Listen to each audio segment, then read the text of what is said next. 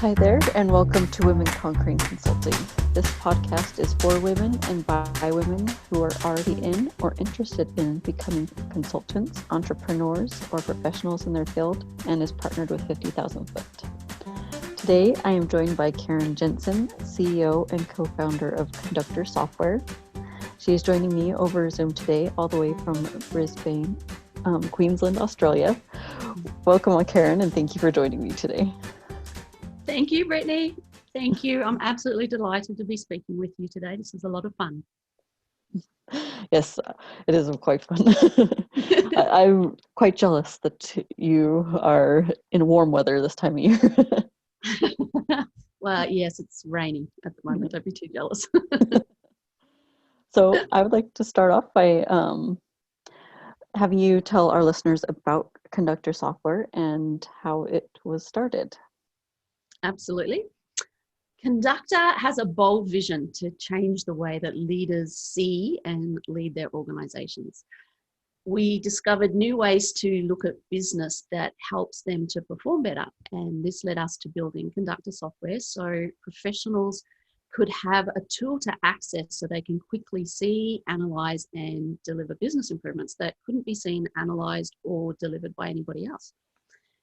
Here in Australia, I'd spent the best part of a decade working in neuroscience of leadership at Neurocapability, consistently seeing results that showed how people feel about their workplace significantly and fundamentally affects the performance of the business. It was powerful. And what was having an impact on the people inside an organization translated into the performance outcomes of the business. I just didn't know how to link that in a way that could effectively tell the story so leaders could grasp the imperative to change their traditional and long-held business assumptions. So I reached out to a strategy coach in Victoria, Canada, that I'd been connected to quite incidentally.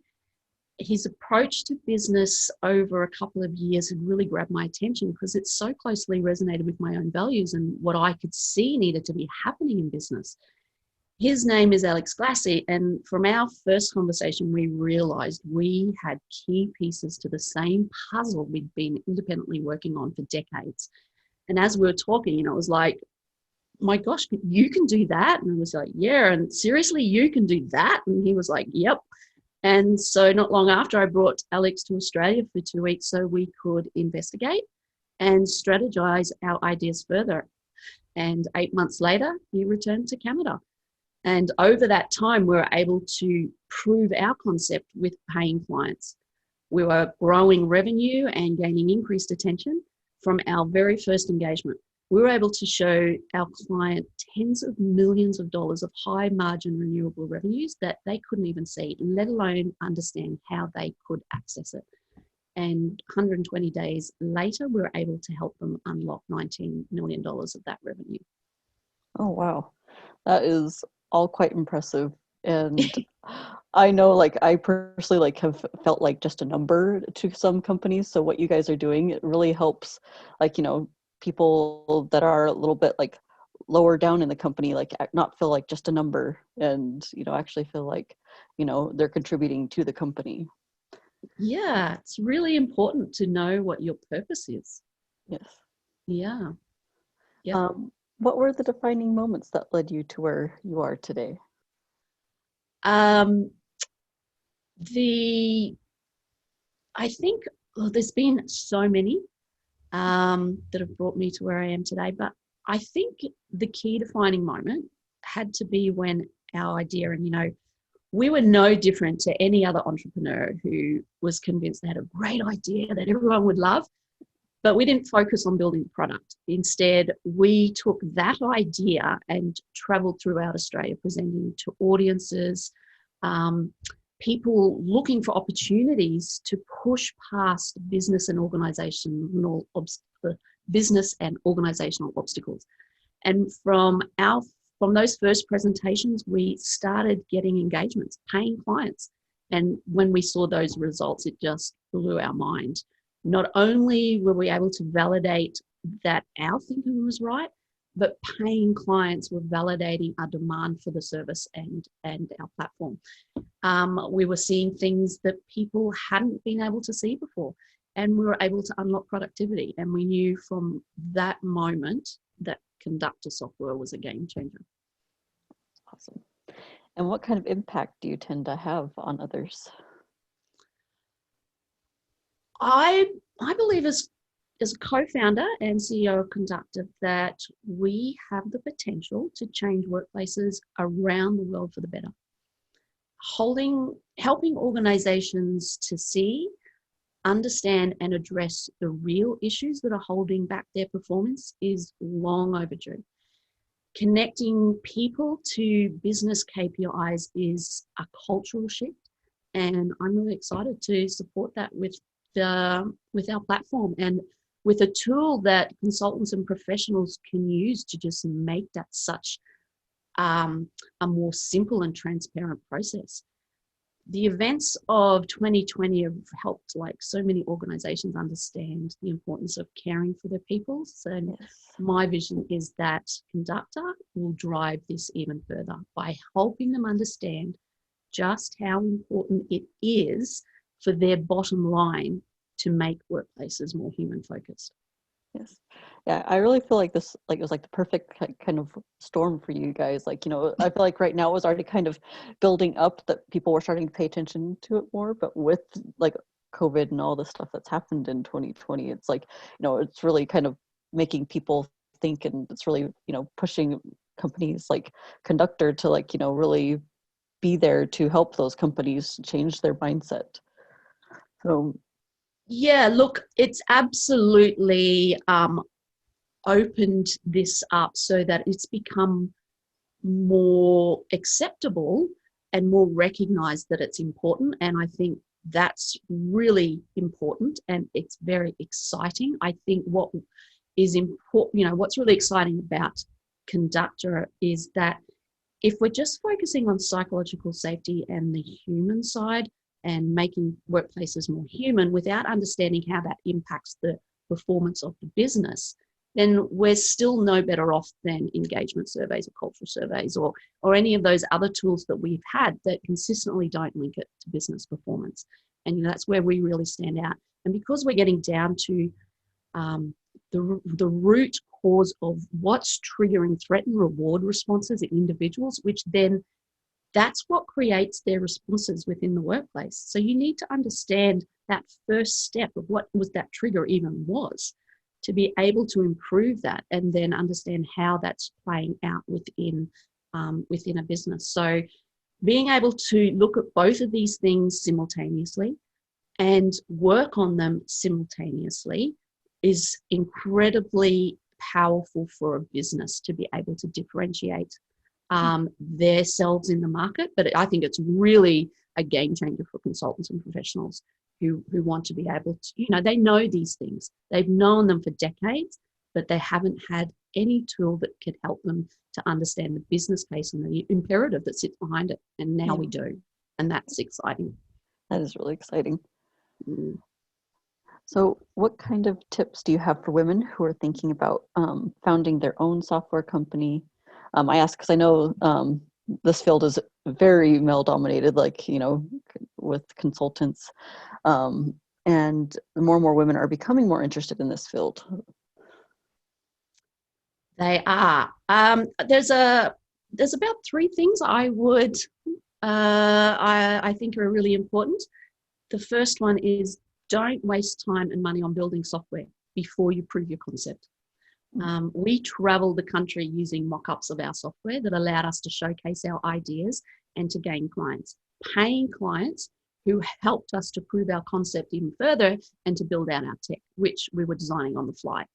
We believed it was relevant and we knew there was a demand for it. So when it came time to build the software, we had it fully mapped out and knew exactly how to develop it to meet the client's needs. And I think this is probably one of the most important lessons for women who are often so conservative in their thinking. We tend to want to wait till we've got all our ducks in a row and everything's just right. And that's just a recipe for disaster when it comes to the tech world.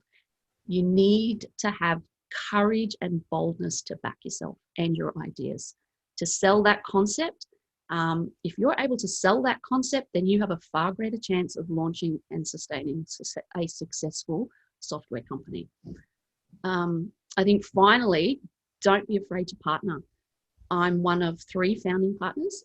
Alex Glassy, Linda Ray, and myself each have knowledge, skills, and expertise integral to our success. And each of us brings a completely different perspective. Our unique individual perspectives have made Conductor the success that it is.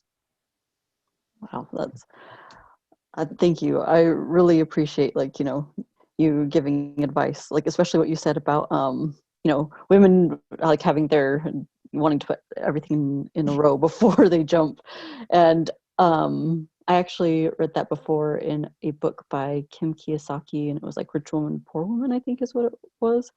Yep. And she talked about how women, oftentimes they're a little more timid to take those, risks, but at the same time, we're also a little bit more successful because we know when we do take those risks, it's a good thing that we have. So. Yes, we like to, and we see it play out in the workplace every day, in women trying to move into into higher roles. We know the data is showing that women won't do that because they want to make sure they have the skills and to confidently say, I have those skills, when men are really happy to just go, yeah, I've got that in the bag. And so, yeah, it was one of the biggest learning curves for me in how powerful that is. And it's really changed my thinking, and it's changed how I approach the world. And I have learned it's not so much my skills that people are looking for. They're looking for me to believe in what I do. When they see that I believe in what I do, then they're confident in what I can deliver. And then that just continuously just feeds my confidence in what I can do. So yeah, it's a great lesson for all women to learn. Thank you. You're definitely an example for us, especially me right now. I know I need to work on, being more confident in taking those risks. So yes. Thank you. I think Sheryl Sandberg, you said lean in. Yes. It was one of my key, one of those key moments in my life, and I went, yeah, that's what I have to do. Yeah. And how can our listeners get in contact with you, and what can you offer them at this time? Well, I'm available by email. We have, our website, www.conductorsoftware.com, that has lots of information there for any of your listeners. We've recently partnered with 50,000 Foot, and early in January, there will be a lot more information coming out to those in your network on how we will be working closer with 50,000 Foot and your consultants who are interested in bringing psychological safety into their clients' workplaces, and how they can connect psychological safety to an organization's KPIs and be able to quantify that financially so that you can create a business case that helps your client understand where their risks and opportunities sit. So we're looking forward to that. So stay tuned if you're in the 50,000 Foot network to more in January. Otherwise, Karren, KARREN at conductorsoftware.com.au. Okay. All right. So my next question is, do you feel that being a consultant is a great way for you to add real value as a woman entrepreneur while offering you the ability to make a positive impact on what is most important to you? I think, yeah, absolutely. I think women have a very unique value and insights into organizations that is really, which is really valuable. But I think it's really interesting what you've said there, the ability to make a positive impact on what's most important to you. You really have to know what is important to you, and this becomes part of your value proposition. I was reading an article recently about why people have leave their jobs and move into consulting, and it highlighted that most people are sick of just being a cog in a wheel and not being able to make a difference in their job and not feeling like they have any real purpose. So they choose consulting so they can have more influence and they can make an impact and do something that's really important for them. What I've seen is that so many consultants get stuck in this transactional way of working, particularly women, who often feel like they have to prove their worth and to convince people of the benefits that they can bring to business. The real value of being a consultant is providing objective insights into how the business is really performing and where improvements lead to bottom line improvements for your clients. So you need to be able to assess and analyze and improve both the people side of the business, the human side, but also the business performance side. And they need to improve together. You really need to be able to understand at the end of the day your client's business better than they do. And then you need to be able to communicate that in a way that clearly shows why your approach is valid. And, that's really what drove my search to find a better way. There's so much latent productivity in the workforce because people don't feel valued or included or respected, heard, trusted, safe, like all really basic human needs. And this is costing businesses billions of dollars each year, but they're not listening. We just wanted a way to show leaders what we could see. And what we found out, that there's no better way to get the attention of an executive than to show them how much it's costing them or how to access additional high margin revenue. So, using a tool like Conductor, consultants and professionals now have this powerful tool that allows them not only to see and analyze and deliver results that no other tool can, but they can very quickly become a trusted advisor within an organization, respected and valued for the results that they deliver. And I think for women, that will be a really powerful addition to their toolkits and to the services that they bring to their clients. Yes. I know that women sometimes can feel like overlooked, especially in a male-dominated company. And, it's not necessarily a bad thing, but sometimes, like, especially when we're younger and are of age to potentially have children, we get a little overlooked for like promotions because they think we're going to like leave to have kids and come back. And I don't think they always want to. I think what I've learned is that one of the first things I learned was that you need to speak their language. And we as women don't traditionally speak that language unless you go through a business school and become very commercially focused. If you're in HR, you're not learning to speak from that commercial perspective, but we actually need to be.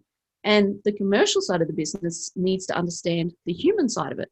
Yeah. So basically it's, helping them to stop operating in silos. And when you can speak the language of, bring that people stuff, but bring that in a way that speaks the language of the executives and helps them to understand how this will benefit their business, as opposed to, just being a nice thing to do and something we need to do because it's a compliance risk. That has a lot more power behind it. So, that's why you do become this trusted advisor, because you're actually speaking a similar language to them. All right. Well, thank you for sharing. That's definitely a good tip and helps me quite a bit too. Awesome. Well, I'd like to thank you for joining me today, Karren. It was great having you, and I'm sure our listeners will be excited to hear about what you and Conductor Software are all about. Thank you. It's my pleasure. I really enjoyed it. Can't wait to meet your listeners. Yes. Well, join me next time as we continue Cochrane Consulting. I hope everyone has a wonderful day. Thank you for listening.